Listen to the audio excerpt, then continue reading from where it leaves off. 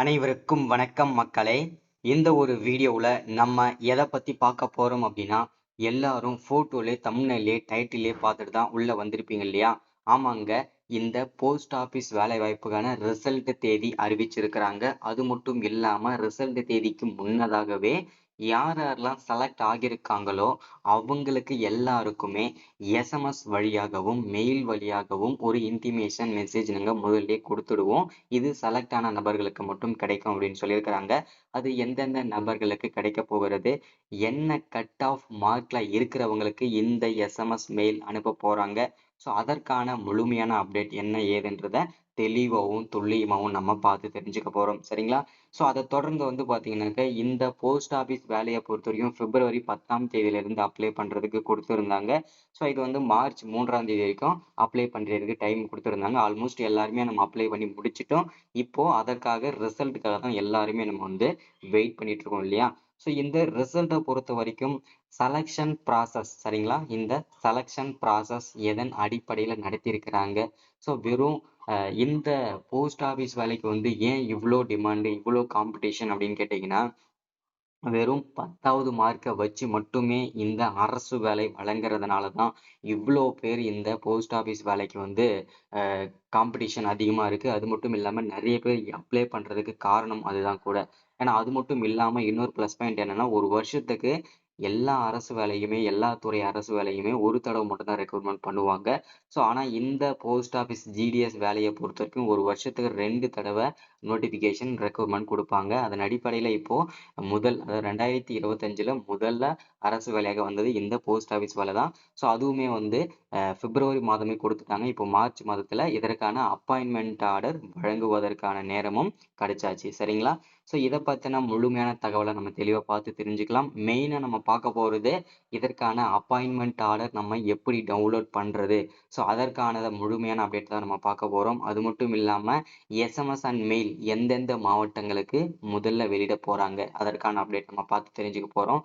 அது மட்டும் இல்லாமல் யார் யாருக்கு இந்த போஸ்ட் ஆஃபீஸ் ஜிடிஎஸ் வேலை வாய்ப்பில் முன்னுரிமை கொடுத்துருக்குறாங்க, ஸோ முன்னுரிமையை பொறுத்த வரைக்கும் பார்த்தீங்கன்னா என்னென்ன கேட்டகரிக்கு முன்னுரிமை அளிச்சிருக்கிறாங்க, ஸோ எவ்வளவு சதவீதம் முன்னுரிமை கொடுத்துருக்குறாங்க அதை பற்றின அப்டேட் நம்ம பார்த்து தெரிஞ்சுக்க போகிறோம். ஸோ அதை தொடர்ந்து இந்த வேலை வாய்ப்பை பொறுத்த வரைக்கும் ஜிடிஎஸ் ரிசல்ட்டை பொறுத்த வரைக்கும் பார்த்தீங்கன்னாக்க நிறைய பேர் கேட்ட விஷயம் என்னன்னா, இதற்கான கட் ஆஃப் மார்க், சரிங்களா? இதற்கான கட் ஆஃப் மார்க் எவ்வளவு இருந்தால் எங்களுக்கு கிடைக்கிறதுக்கான வாய்ப்புகள் இருக்கு அப்படின்றத நம்ம தெளிவாக பார்த்து தெரிஞ்சுக்க போகிறோம். ஸோ இது எல்லாமே நம்ம பார்த்து தெரிஞ்சுக்கிறதுக்கு முன்னாடி நமது கவர்மெண்ட் ஜாப் டெய்லி அப்டேட் சேனலுக்கு இப்போதான் நீங்கள் ஃபர்ஸ்ட் டைமாக முதல் முறையாக நமது சேனலை பார்க்குறீங்க, நம்ம வீடியோவை பார்க்குறீங்க அப்படின்னா மறக்காம சப்ஸ்கிரைப் பண்ணிட்டு பக்கத்தில் இருக்கிற பெல் பட்டனை கிளிக் பண்ணி ஆல் என்ற ஆப்ஷனில் போட்டு வச்சுக்கோங்க. அப்போதான் நம்ம போடக்கூடிய அரசு துறையிலிருந்து வரக்கூடிய எல்லா விதமான கவர்மெண்ட்டோட ஜாப்ஸாக இருக்கட்டும், அப்டேட்ஸாக இருக்கட்டும், நோட்டிஃபிகேஷனாக இருக்கட்டும், எதுவாக இருந்தாலும் சரி நீங்கள் உடனுக்குடனே நமது சேனலில் ஈஸியாகவே துல்லியமாகவே தெரிஞ்சுக்க முடியும். சரிங்களா? ஸோ இது வரைக்கும் தெரிஞ்சுக்கிட்டு எல்லாரும் மறக்காம வீடியோ முழுமையாக பாருங்கள். அது மட்டும் இல்லாமல் வீடியோ பார்க்குற அனைவருமே உங்களுடைய ஃப்ரெண்ட்ஸ், ரிலேட்டிவ்ஸ், காண்டாக்டில் இருக்கிறவங்க எல்லாருக்குமே ஷேர் பண்ணுங்கள். முக்கியமாக இந்த ஜிடிஎஸ் போஸ்ட் ஆஃபீஸ் வேலைக்கு அப்ளை பண்ணியிருக்கிற அனைவருக்குமே ஷேர் பண்ணுங்கள். ஏன்னா ரொம்ப ரொம்ப முக்கியமான அப்டேட், முக்கியமான தகவல். ஸோ எல்லாருக்குமே அந்த அப்டேட் தெரிஞ்சாதான் எல்லாருக்குமே யூஸ்ஃபுல்லாக இருக்கும். மறக்காமல் வீடியோ பார்க்குற எல்லாரும் லைக் பண்ணிவிட்டு வீடியோவை முழுமையாக பாருங்கள். சரிங்களா? சரி, ஓகே, வாங்க வீடியோக்குள்ளே போயிட்டு இதற்கான முழுமையான தகவல் என்ன ஏதுன்றதை ரெஜிஸ்ட்ரேஷன் பண்ணுவோம். சரிங்களா? ஓகே, இப்போது இந்த ஜிடிஎஸ் போஸ்ட் ஆஃபீஸ் வேலையை பொறுத்த வரைக்கும் என்னென்ன போஸ்டிங்லாம் கொடுத்துருந்தாங்க அப்படின்னு கேட்டிங்கன்னா, branch post master, assistant branch post master, Dak Sevak posting, இந்த 3 விதமான போஸ்டிங்க்கு தான் நமக்கு நோட்டிஃபிகேஷன் ரிலீஸ் பண்ணியிருந்தாங்க இல்லையா? ஸோ இந்த 3 விதமான போஸ்டிங்க்கும் பார்த்தீங்கன்னாக்கா ஆல்மோஸ்ட் எல்லாருமே நம்ம அப்ளை பண்ணிட்டு இருந்தோம். ஸோ நம்ம இப்போ ரிசல்ட்டுக்காக தான் எல்லாருமே நம்ம வெயிட் பண்ணிட்டு இருக்கோம் இல்லையா?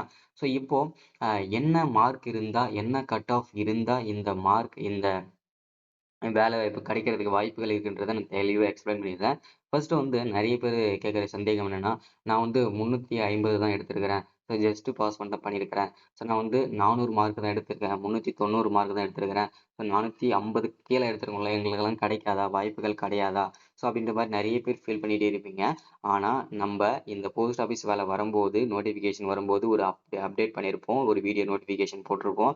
அதில் என்ன அப்படின்னா, இந்த ஜிடிஎஸ் வேலைக்கு அப்ளை பண்ணணும் அப்படின்னா மினிமம் நீங்கள் 10வது பாஸ் பண்ணியிருந்தாவே அப்ளை பண்ணிக்கலாம். இது எல்லாருக்குமே தெரியும் தான்.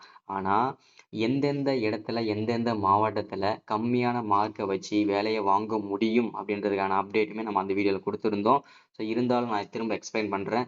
ஸோ என்ன அப்படின்னு கேட்டிங்கனாக்க, ஒரு மாவட்டத்தில் எவ்வளோ வேக்கன்சி இருக்கோ, அதாவது டோட்டலாக அதிகமான எந்தெந்த மாவட்டத்துக்கு வேக்கன்சி கொடுத்துருக்குறாங்களோ அந்த மாவட்டத்துக்கு நாங்கள் வந்து ஃபர்ஸ்ட்டில் வந்து ப்ரிஃபரன்ஸ் கொடுப்போம்.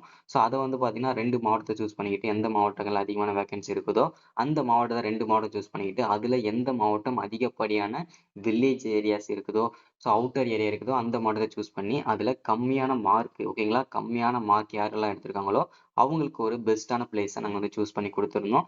அவங்களுக்குமே கிட்டத்தட்ட 330 350 ஸோ இந்த மாதிரி மார்க் எடுத்தவங்களுக்குமே இந்த வேலை வாய்ப்புகள் கிடைச்சிருக்கிறது.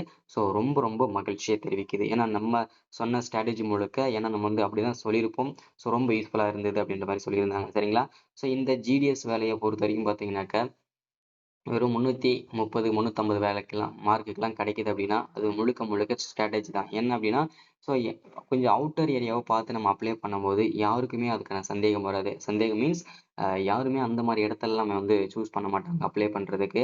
ஸோ நாங்கள் போயிட்டு அங்கே ஒர்க் பண்ணுறதுக்கு யாருமே வந்து இன்ட்ரெஸ்ட் காட்ட மாட்டாங்க. கம்மியான மார்க் இருக்கிறவங்களுக்கு, எனக்கு வேலை கிடைச்சா போதும் அப்படின்றவங்களுக்கு இந்த மாதிரி இடத்த நீங்கள் சூஸ் பண்ணி அப்ளை பண்ணியிருந்தீங்கன்னா கண்டிப்பாக உங்களுக்குமே வாய்ப்புகள்ன்றது அதிகமாகவே இருந்திருக்கும். சரிங்களா? ஸோ இதுதான். சரி, ஓகே, முடிஞ்சது மட்டும் நெக்ஸ்ட் டைம் அதை பார்த்துக்கலாம்.